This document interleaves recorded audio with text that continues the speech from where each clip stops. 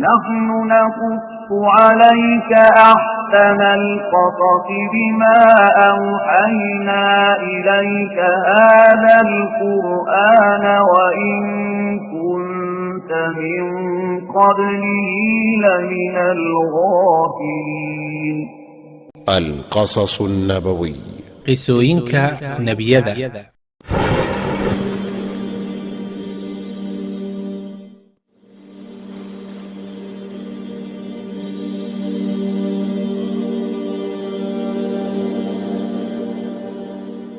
ولقد أرسلنا إلى ثمود أخاهم صالحا أن اعبدوا الله فإذا هم فريقان يختصمون.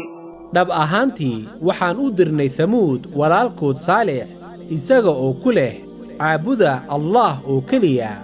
marka fiiri waxay noqdeen laba kooxood gaalo iyo muuminiin oo la murmaysa qolaba qolo kale. qisadeena maanta waxay ka hadlaysaa ciqaabtii ku dhacday qoomkii Thamuud. Thamuud waxay ahaayeen qabiilo caan ahaa oo loogu magac daray awowgood Thamuud wiilkii Jadiis. labaduba waxay ahaayeen ilmo Caasim bin Iram bin Saam bin Nuux.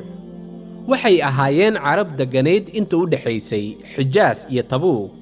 waxayna noolaayeen qoomkii Caad kadib oo ay caabudeen sanamyo sida qoomkii Caad oo kale. waxaan horay u soo xusnay in Thamuud asalkoodii ay ahaayeen carab oo ay yimaadeen qoomkii Caad kadib ayaga oo aanan waxba ka qaadan wax cibrad iyo darsinba ah taariikhdii dadkii ka horeysay iyaga. markaasuu Alla weyne subxaanahu wa tacaala u diray iyagii reer Thamuud ahaa nin ka mid ahaa iyagii rasuul ahaan, wuxuuna ahaa nebi Saalix calayhi salaam. wuxuu ugu yeeray inay caabudaan Allah kaliya oo aysan la wadaajin waxna cibaadada Alle oo ay ka joogaan dhammaan sanamyada ay caabudayeen oo baadilka ahaa. saaqaar ka mid ahaa qoomkiisii ayaa waanadiisa qaatay oo rumeeyey, halka intoodii badnaa ay diideen ayagoo xitaa isku dayey inay dilaan nebi Saalix calayhi salaam, laakiin ay dileen hashii uu Alla ugu soo diray mucjiso ahaanta. wuxuu ku yidhi nebi Saalix calayhi salaam qoomkiisa, Allah waa isaga kan idin abuuray oo idinku uumay arlada oo idin oggolaaday inaad degtaan arlada korkeeda. kadibna markuu idin siiyey dhir iyo daaq iyo miraba, waa isaga irsaaqaha iyo waxbixiyaha. marka wuxuu mudan yahay inaad keligii caabudaan oo daacad u ahaataan. markii uu nebi Saalix calayhi salaam kor iyo hoosba habeen iyo maalinba uu wacdinayey intaas oo maalmood iyo intaas oo bilood wadartood intaas oo sannadood, ayay ugu dambayntii ku yidhaahdeen, waxaad tahay qof sixran oo waalan. haddii aad run sheegayso oo aad tahay nebigii Alle, inoo keen caddeen ama mucjiso ayidaysa waxa aad sheeganayso, maxaa yeelay waxaad tahay qof innaga inala mid ah oo aanan waxba inaga duwanayn. markaasay waxay u raaciyeen xujo oo ku yidhaahdeen, haddii aad ka soo saari karto dhadhaabtan, yacni buurtan dhagaxa ah, hal leh tilmaamahan. markaasay u sheegeen tilmaamihii ay doonayeen inay hasha noqoto. waxay yidhaahdeen, waa in ay noqotaa 10 mitir dherer ahaan. markaasuu nebi Saalix ku yidhi, bal ka warama haddii aan ajiibo dalabkiina may rumaynaysaan? waxay ku yidhaahdeen haa. markaasuu ballan ka qaaday. saa intaasi kadib ayuu nebi Saalix calayhi salaam baryey Alla weyne si uu u ajiibo dalabkoodii. markaasuu Alla weyne subxaanahu wa tacaala wuxuu buurtii ka soo saaray hashii ay dalbadeen. markii ay arkeen mucjisadii ayay waxay u arkeen wax weyn oo qariib la noqotay. in badan oo iyagaasi ka mid ahaa ayaa nebi Saalix rumeeyey, halka badankoodii ay ku adkaysteen gaalnimadoodii. hashii markii ay bannaanka u soo baxday, wuxuu Alla amray inay joogto oo ay ku dhex noolaato iyaga dhexdooda, oo daaqdo halkii ay doonto iyo inay biyo ka cabto halkii ay doonto. markaasay waxay aaday ceel ka mid ahaa ceelashii biyaha ay ka cabi jireen oo cabtay biyihii maalintaasi oo dhan oo ay cabi lahaayeen dadka iyo dunyada kalaba.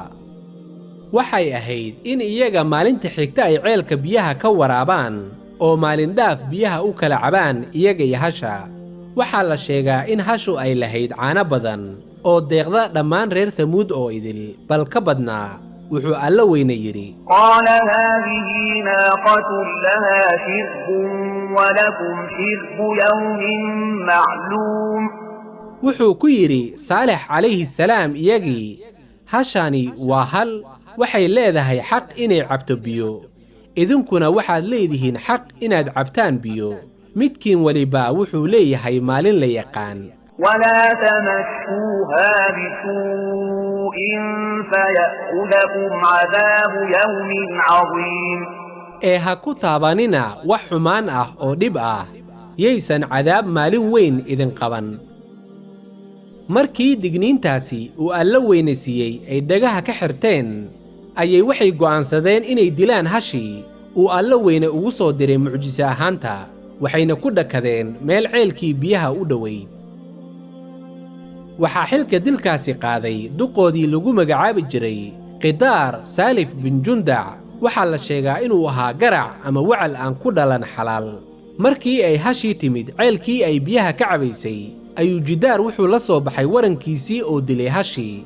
markaasi iyadiina ku dhacday dhulkii iyadoo oo qurbaceedii uu arkayay, waxayna u googooyeen cadcad.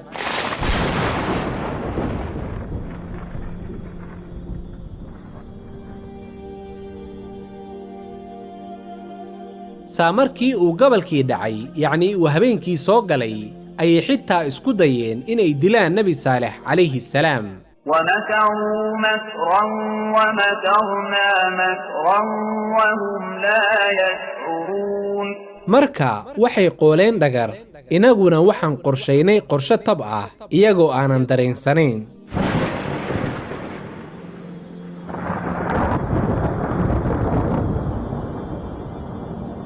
saa Nebi Saalex wuxuu u sheegay in ciqaab xun ay ku dhici doonto 3 cisho kadib.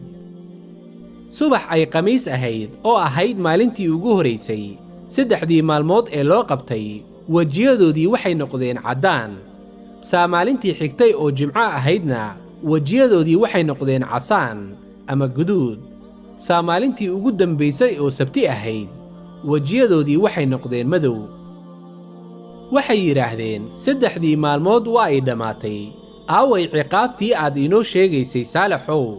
maalintii axadda ahayd ayay waxay bilaabeen in jirkoodii ay soo udgiyaan, yacni wax carfaya ay isku soo shubaan, oo ay soo fadhiisteen guryahooda agtooda ama dhexdooda, iyaga oo sugayay ciqaabtii Alle, yacni iyaga oo ku jeejeesayay Nebi Saalex calayhi salaam. saa markii ay cadceeddii soo baxday, ayaa waxaa soo baxday qorax aad u kulul iyo dhulgariir dhulka hoostiisa ka dhacay. waxaa hal mar lala jaray dhulkii, dhammaantood waxaa la waayey shanqartoodii, waxayna ku dhaceen guryahoodii dhexdooda bakhti ahaan. كذبت ثمود بطغواها. dadkii ama qoomkii reer Thamuud waa ay beeniyeen nebigoodii xadgudubkoodii dartii, iyaga oo diiday rumaynta xaqa ah ee tawxiidka islaamka. إذ انبعث أشقاها. waa tii koodii ugu sharka badnaa uu soo baxay si uu u dilo hashii. فقال لهم رسول الله ناقة الله وسقياها. laakiinse rasuulkii Alle Saalex calayhi salaam wuxuu ku yidhi iyaga: iska jira oo ka cabsada ciribta xumaanfalidda, taasi waa hashii Alle, ha u geysanina iyada wax dhib ah, oo ha ka hor istaagina inay yeelato aroorkeedii. فكذبوه فعقروها فدمدم عليهم ربهم بذنبهم فسواها. dabadeed waa ay beeniyeen isagii oo ay dileen hashii. sidaasi aawadeed rabbigood baa ku baabi'iyey iyaga dembiyadoodii oo ka simay baabi'inta dhammaan heerarka bulshada, hodan, sabool, sharafle, mid liita iyo wax la mid ah. فلا يخاف عقباها. oo isagu allaah kama baqin waxa ka dhalan doona baabi'intaasi ciribteeda yacni in dakano iyo godob loo raacdo iyo wax la mid ah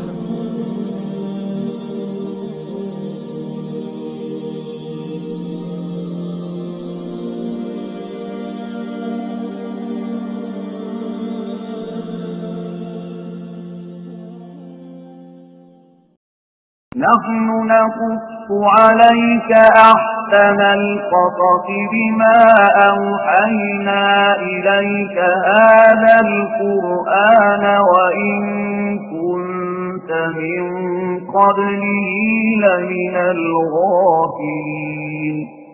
القصص النبوي قصوينك نبيذا